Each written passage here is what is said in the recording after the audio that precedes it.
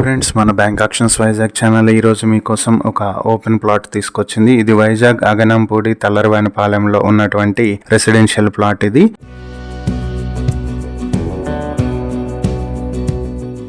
మొత్తం 311 square yards లో north facing లో ఉంటుంది. ఈ ప్రాపర్టీకి నార్త్ ఫేసింగ్ లో 30 అడుగుల రోడ్డు కూడా ఉంది.